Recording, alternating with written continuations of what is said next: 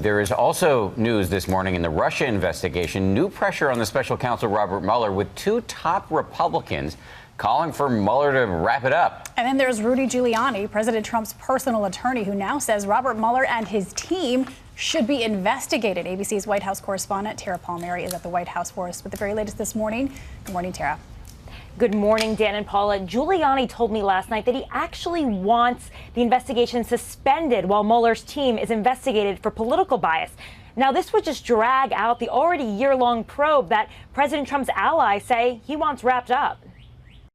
President Trump and his allies calling on special counsel Robert Mueller to wrap up the Russia investigation. I think the Mueller investigation has got to stop. They ought to wrap it up. It's gone on seemingly forever. This is the president told reporters the following false claim about the latest Inspector General report into the FBI's handling of the Hillary Clinton email investigation. It totally exonerates me. But his lawyer, Rudy Giuliani, doesn't see it that way, telling me, I don't think it exonerates him, and in some respects, rather dramatically supports his position. At the same time, Giuliani potentially dragging the case out even longer, calling the probe to be suspended. Mueller only gets an interview after he gets thoroughly investigated, and we determine his conflicts, the biases and prejudices of his staff.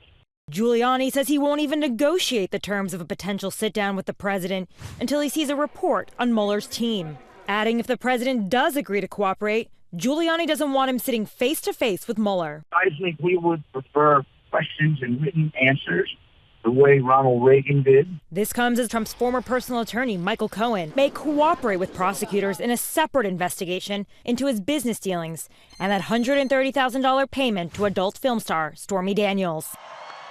Something Giuliani says the president is not worried about. The president isn't concerned at all. He's concerned for Michael Cohen. He's not concerned about anything Michael Cohen can do to him. President Trump's former campaign manager, Paul Manafort, spent his first weekend in prison. And while President Trump tweeted his sympathy for him, Giuliani tells me that he won't even consider a pardon for Manafort or Cohen until the investigation is completed. Dan, Paula. Good to know. Tara reporting from the White House for us this morning. Tara, thank you. We want to bring in ABC's chief White House correspondent, John Karl, who's also in D.C., hosting This Week a little bit later this morning. John, good morning to you. Good morning. So let's talk about the Russia investigation. Rudy Giuliani now calling for an investigation into the investigation. It's one thing when he speaks, but now we have prominent lawmakers like McCarthy and Mitch McConnell talking about the Mueller investigation, that we need to wrap it up. So does that make a real difference?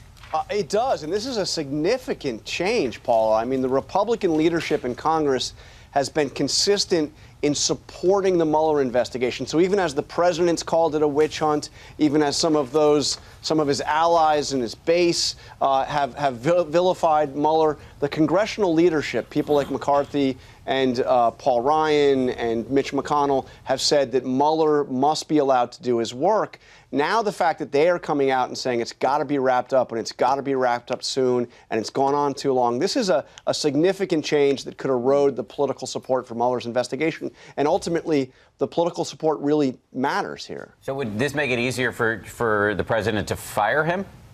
Well, it certainly could. I mean, they've still held the line saying that firing Mueller would be a mistake. But if the investigation goes on for a significant time after these congressional leaders have said that it needed to stop, it does give the president it seems to me, gives him some leeway to do something dramatic like that. Very quickly here, you've got the former White House strategist, controversial guy, Steve Bannon, on your show this morning. You say he's expected to talk about launching a big push for Republicans in the midterms. But given the current atmosphere and given his past support for people like Roy Moore, what are his odds of success? Well, some Republicans who are working already on the midterms actually dread the idea that Steve Bannon will be out there in force.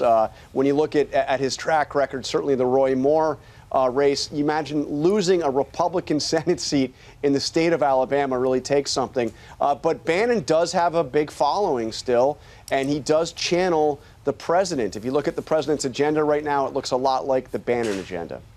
John Karl, thank you as always. I want to remind everybody, John has a big show this morning. He is, as we just said, he's going to go one-on-one with the former White House chief strategist Steve Bannon. This will be his first live Sunday morning interview since leaving the Trump administration. Plus, we'll have the Powerhouse Roundtable breaking down the week in politics. That's all coming up on This Week right here on ABC.